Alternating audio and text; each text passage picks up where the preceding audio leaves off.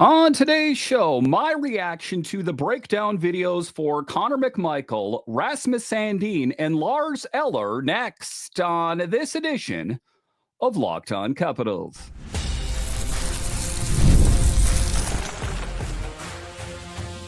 Your Locked On Capitals, your daily podcast on the Washington Capitals. Part of the Locked On Podcast Network. Your team every day. Well, hello and welcome into this edition of Locked On Capitals, part of the Locked On Podcast Network, your team every day. My name is Dan Holme. I've covered the Capitals for the last 3 seasons for Locked On and various other outlets before that. I'm also the host of the weekly show called The Capitals Minute Cast, available wherever you find your podcasts. And as always, I want to thank you for making this your first listen of the day. Today's episode is brought to you by FanDuel. Right now, new FanDuel customers can get $200 in bonus bets if your first $5 bet wins. So in this edition of Locked On Capitals, I give you my thoughts on the breakdown day videos of 3 Capitals players. I'll talk about Lars Eller and his many contributions to this team over the years. Maybe not so much this year, but we will never forget those classic clutch moments in the 2018 Stanley Cup playoffs for the Capitals and ultimate win. I'll talk about that a bit later. I'll talk about Rasmus Sandin rises to the challenge. And one of the things that seems apparent about Rasmus Sandin is that he understands his role on this team right now.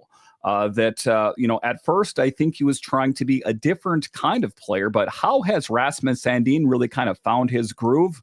But just to get it going here, a player that I think has really grown by leaps and bounds, and that is Connor McMichael. And it's interesting that, last year we saw good growth in Connor McMichael, but this season, Connor McMichael really made the position his own. There was no feeling this season that, if I don't pan out, I'm going to get sent back down to Hershey. That this season solidified his place on this team.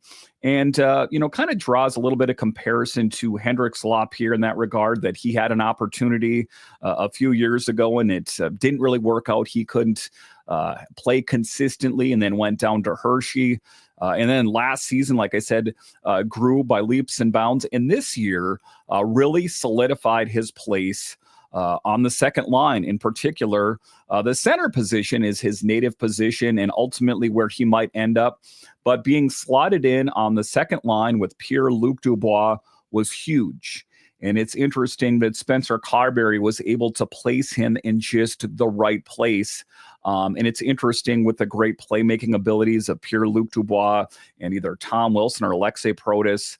His game just took it off to the next level. So let's dive into Connor McMichael, and I'm going over the breakdown day videos that they had with the press and my thoughts, and ultimately my thoughts on Connor McMichael. But the biggest improvement that we noticed in Connor McMichael is, something that I think a lot of players struggle with and a lot of people in their day-to-day life is confidence. And when you can play confidently, then great things happen. It was a couple seasons ago with Anthony Mantha where he struggled, and then all of a sudden he started scoring goals in that contract year, and look at how great he played. Alex Ovechkin, who got off to his slowest start ever last season, lacked confidence. And once you start scoring goals, then you start to develop that swagger and the ability to say, hey, I can do that. And I think that that is what really took place in Connor McMichael, and he talked about that as well. And all Connor McMichael wanted was a chance. In the 24-25 season, he finally got it. And another person, I'll talk about him a little bit later here as well, is Spencer Carbery, that there's the history that he was his coach down in Hershey. So there is that familiarity factor between those two players. And what you noticed was his game growing by absolute leaps and bounds. And, Peter Laviolette was a guy that I don't think properly thought that he was going to be able to fit Connor McMichael into the lineup. That, when Peter Laviolette was here, he wanted to go with more of the sure thing. I think that when Lavi was here, that there was a mandate to win a Stanley Cup and to try to do it with the veterans on this team.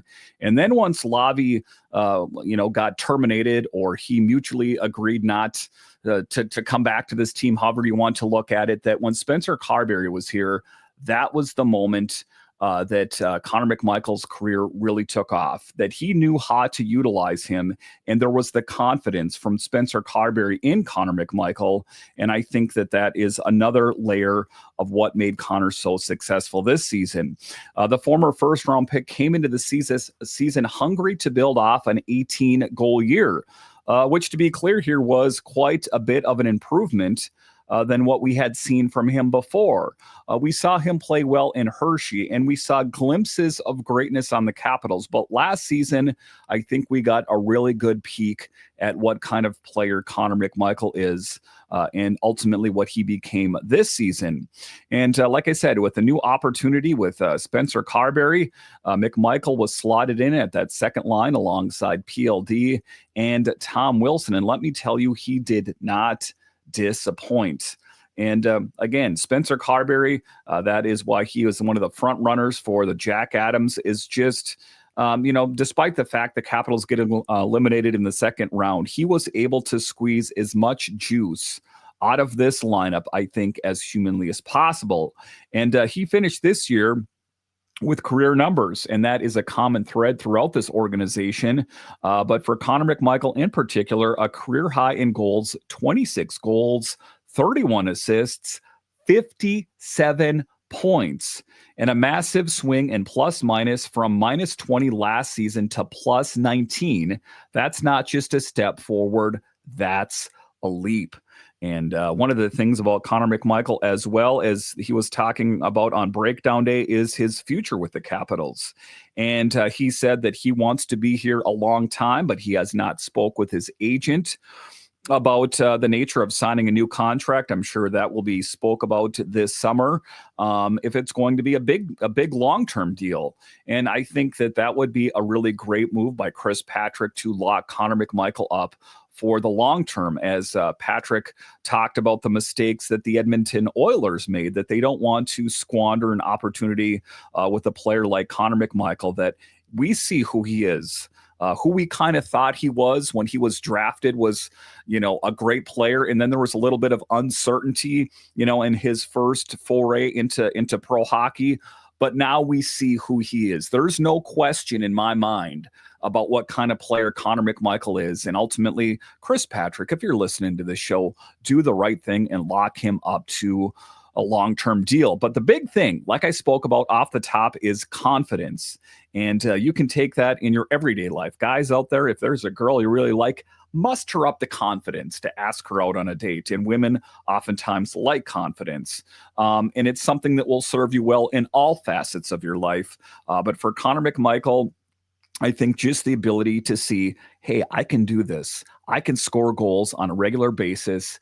And that is what he did. And what was the secret sauce of Connor McMichael this year was setting up for those greasy goals, just driving for the net, looking for second, third opportunities, deflections, it was quite an engaged Connor McMichael, and I'm loving what I've seen from him. McMichael himself said, quote, "I think I got off to a good start and had a good camp, and I just let that snowball into the year," unquote. So he is in a good place now. He is a dad now, and he is a young man trying to find his way. And I think things are going well in the world of Connor McMichael, that next season, that any unsuredness in his life is in the rearview mirror. He knows that he has a role. He has a spot on a big league team, the Capitals. And I think that combined with just personal accomplishments, I think have put him in a really good spot. But it wasn't just the regular season. The playoffs, McMichael showed up again, 4 goals and 4 assists in 10 games. That's the kind of postseason production the Caps have been waiting for from their young guns. And it is. He is a part of that next wave of Capitals player, a current, but he is going to be one of those pieces when it's Leonard, when it's Crystal. In that same breath will be a younger player as well in Connor McMichael. And I'm excited. And I think you as Capitals fans should be excited as well. He credited Carbery big time, calling him a major influence since his days in Hershey.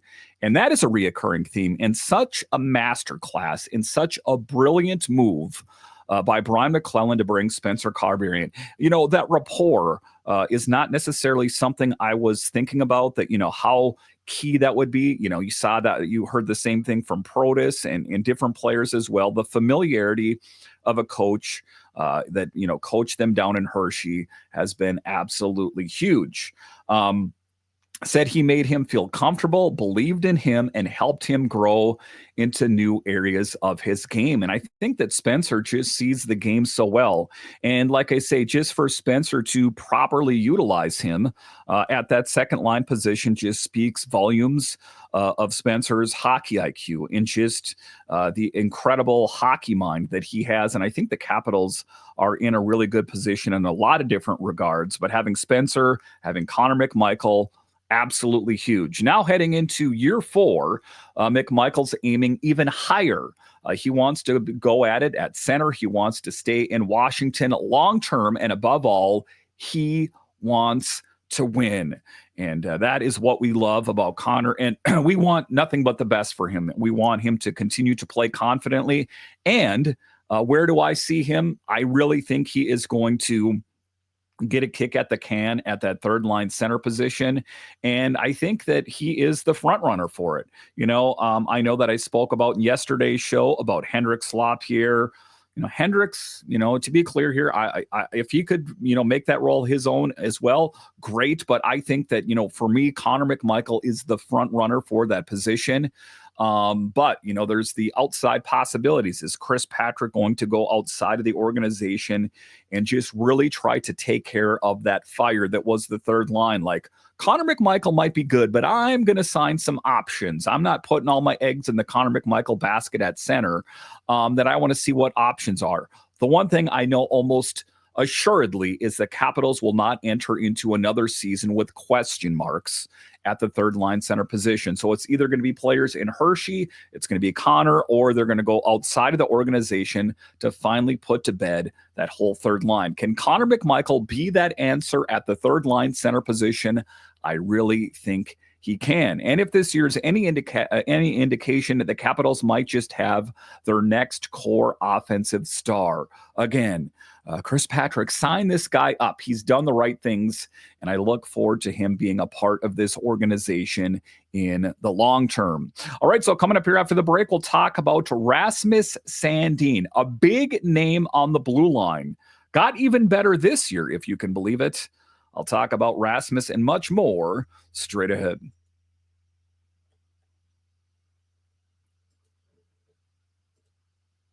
The NBA playoffs are in full swing, and every night delivers highlight-worthy performances, major momentum shifts, and can't-miss moments. Whether it's a game-time winning shot or a breakout player, there's never been a better time to get in on the action. FanDuel makes it easy to stay in the game before tip-off and live with player props, performance trends, and same-game parlays. Fans have more ways than ever to play smart and win big. And listen, the Wizards, they're not in the playoffs, but that doesn't matter. If you want to have vested interest in any of these games, open up the FanDuel app, put a little bit of money on the game. All of a sudden, those games got that much more exciting. So new to FanDuel, it's the perfect time to sign up. Head to FanDuel.com and place your first $5 bet. If it wins, you'll get $200 in bonus bets. Make every moment more with FanDuel, official sports betting partner of the NBA. All right, welcome back into this edition of Locked On Capitals, part of the Locked On Podcast Network, your team every day. You can find me over on Twitter. It's at DanCaps218. You can find the show on Twitter It's at Locked On Caps. And in this next segment here, we're talking about the blue line here and another player I think that has grown big time. And it's due to the additions that were made on the blue line that I think that Rasmus Sandin is properly utilized. And one of the things about Rasmus is just a bit of self-awareness as well. As it was said that when he was a younger player that he was trying to emulate Erik Karlsson a bit to have more of an offensive flair. But now I think that Rasmus Sandin tries to lean more into his strengths defensively. He will shoot the puck, but he is not trying to emulate the kind of game that Erik Karlsson had. And one of the things that Rasmus Sandin said that he's working on and continues to work on is his responsibility without the puck and how to use his stick, but also to work responsibly when he does have the puck and a work in progress. And you take a look at Rasmus. He was that player that was picked up a couple of years ago from the Toronto Maple Leafs on the trade deadline. And that was kind of a signal to me that there was changes afoot with the Capitals, as this team at that time was old and slow. And they wanted to rectify that. And I think that Rasmus Sandin was that first young blue liner that kind of put the Capitals, especially the blue line, in a younger direction, kind of setting a theme in which direction they wanted to go. There is still some veteran players on the blue line, of course, John Carlson, but he is surrounded by a great ensemble cast with Jakob Chychrun, Marty Faravari, TVR, these kind of players. That I think that Sandin is in a comfortable place because ultimately he understands what kind of player he is. And I think that oftentimes with these younger players, they struggle to find their identity. We know he is a defenseman, a rear guard, but what kind of role is he going to play? You know, a guy like Jakob Chychrun, you know, for example, kind of like a Mike Green, that they are good defenders, but they also have that offensive flair. And to be clear here, Rasmus Sandin can score a goal, but I think that he wants to lean more into his defensive capability. So let's talk about Rasmus a bit more in the second segment here. Let's shift to the blue line and talk about someone who maybe didn't make as many headlines, but made just as big an impact, Rasmus Sandin. And I remember where I was when I found out that the Capitals acquired him, and I was rather excited. There was some question marks about what kind of player the Capitals were getting, because I think that he was misutilized in Toronto, and it's a pressure cooker in Toronto that, you know, and a crowded house that despite their lineup, you know, night in and night out, you take a look at the line combos and the D pairings, they seem like a sure Stanley Cup winner almost yearly, but never the case. So I think that, you know, he wasn't a good fit in Toronto, and the Capitals were like, hey, we'll sign up for that action. This was the year Sandin transformed. After the Capitals brought in Chychrun, a skilled left-handed D-man with a major offensive upside, Sandin had to change his game fast. Instead of trying to match Chychrun's flash, Sandin leaned into responsibility. He adjusted to a more defensive-minded role and shined in it. Again, you know, I think that, you know, a lot of players want to be, you know, the next fill-in-the-blank player. For Sandin, it was Erik Karlsson. You got to think that there's a lot of young players that want to emulate Ovechkin or, you know, these kind of players. But at the end of the day, you got to dig deep and figure out what kind of identity you're going to have and lean into that, because you can't be someone else. Because at the end of the day, it's not going to look sincere. You got to be the best version of the player you can think. Now, he said, I think adding Chychrun made me really accept the challenge and focus on the defensive side of things, said Rasmus on breakdown day. And the results impressive. 4 goals, 26 assists, 30 points, and a plus 13 rating, playing most of the year on a shutdown top pairing with John Carlson. So he was bestowed a tremendous amount of responsibility. And I think that, you know, he's just getting better. You know, were there points during the season that he, you know, had some gaffes? Sure. You know, it's going to happen. These guys aren't going to be perfect game in and game out. But am I comfortable with Rasmus Sandin as a blue liner for the long term? I am. And I think that, you know, just like Connor McMichael, his game is just getting better. He also spoke about he heads to Sweden to train with the Nylander brothers. Not bad company, and plans to come back even stronger. And he talked about that they're both Rasmus and the Nylander brothers are from Stockholm, Sweden, and they just live, walking distance apart. So quite a great thing that, you can train with some elite talent there, and kind of a, hockey hotbed, I guess, if you can think of all the great players that have come out of Sweden over the years. But a good place for him to train and to even work on his game even more. And it's interesting with some of these players, you think that maybe they would just okay, I played hockey all season long. I'm just going to kick up my feet and dig deep into a hobby. Doesn't really seem like the case. I'm sure that Sandin will take some time here away, but he continues to train and practice hard all summer long.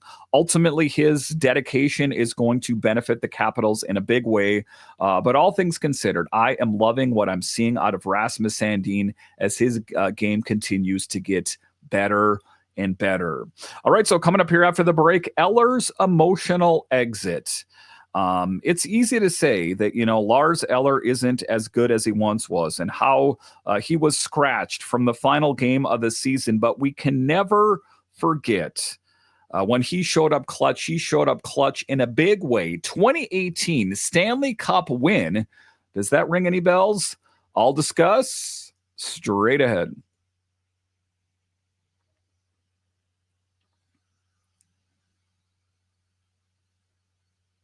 All right, welcome back into this edition of Locked On Capitals, part of the Locked On Podcast Network, your team every day. The best way that you can help grow the show is to subscribe to Locked On Capitals on YouTube and comment anything down below. In the final segment here, we're talking Lars Eller at the third line center position this year. And, going into this season, there was questions right out of the gate about the third line center position, about Hendrix Lapierre. And, he looked pretty good in camp, but was it sustainable? And ultimately not the case. So the Capitals dug deep.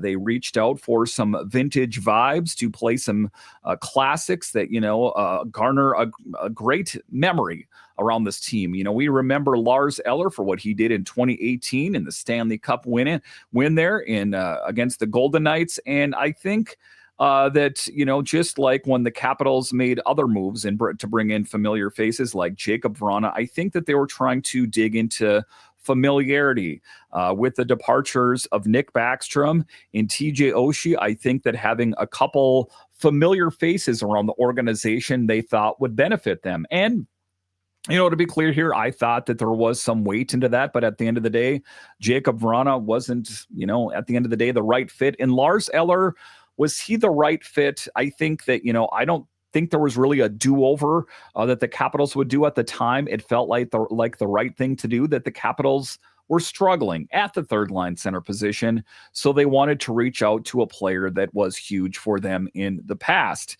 And to be clear here, Lars Eller did not put up a lot of goals, but he, historically has not put up a ton of goals. I want to say the high water mark from him was in the 17-18 season where he scored 18 goals. And since then, has never really found his way again. He spent a season with the Colorado Avalanche. He played some time with the Penguins. And as he got further removed from that historic 2018 season, he was never able to truly find that form. I think the Capitals did take a bit of a gamble on bringing in Lars Eller, but all things considered, to kind of quote what Spencer Carbery said, he was a good fit, maybe not a great fit on this team, but ultimately, to be in the lineup and scratched only the last game, that kind of digs deep. But to be able to be playing the duration of the time since you were acquired, I think kind of speaks volumes about how and why he was in the lineup as much as he was. So now, not every story this season has a happy ending. Let's talk about Eller, a fan favorite in the 2018 who returned to DC this year, but big things didn't go quite the way that he had hoped or any of us had hoped. He was brought back in November to stabilize the third line and provide leadership, but the role just never really clicked. He finished this season with 6 goals, 9 assists in 63 games. So, Lars kind of his career, or at least his time with the Capitals, kind of going out in a whimper, if you will. I guess I don't know his long-term trajectory, but you got to think that maybe at some point that there will be a team that takes a flyer for him. I don't think he would ever settle for an AHL job. At the end of the day, I think that retirement probably isn't out of the question for him if he does not find a stable place to land. But to all things considered, kind of a tough break for him. And being scratched in Game 5 of the second round of the Caps playoff run ended in Carolina had to be an especially rough moment for him. But, there was a lot of questions about him anyway, that when Beauvillier was brought in and when Ryan Leonard was here, did that mean the end of Lars Eller? Was he going to be the odd man out?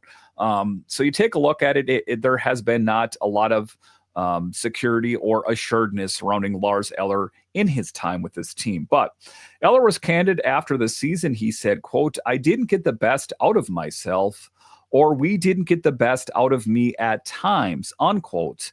And I think that, it wasn't, solely on his shoulders. I think that third line struggled in general. It wasn't just him. You saw Mangiapane there. You saw Leonard. You saw a lot of different players cycle throughout the season. And it just seemed kind of disjointed. When the first, second, and fourth line thrived, the third line was always the question mark. He pointed to the lack of ice time, averaging 12 minutes, 27 seconds per game, his lowest since his rookie year, and how that limited his ability to contribute offensively.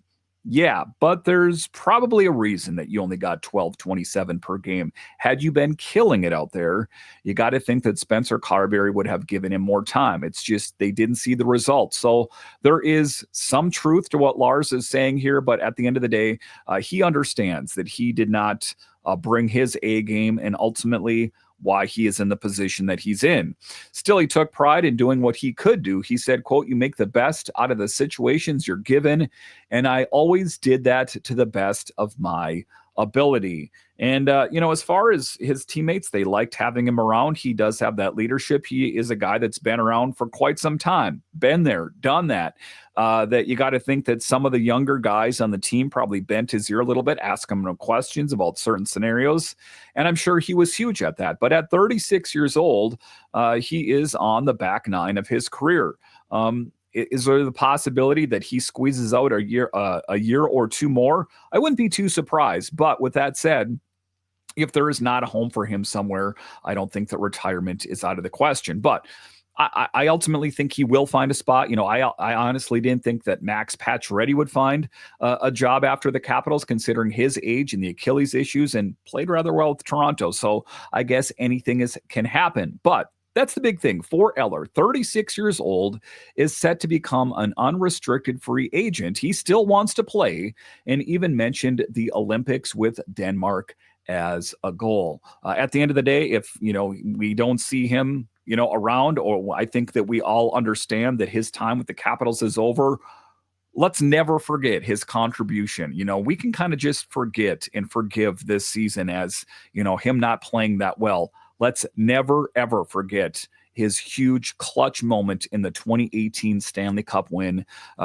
over the Golden Knights. That is something greater and bigger than he could ever accomplish. So whatever's next for Eller, let's wish him the best. He gave everything to this team twice and helped deliver a Stanley Cup. That legacy will not be forgotten. So let's never forget that about Lars Eller and how huge he has been for this team. A bit of a programming note for you guys this summer, as this show is going to continue through the whole summer. So that even though the season is over, Locked on Capitals continues 5 days a week throughout the summer.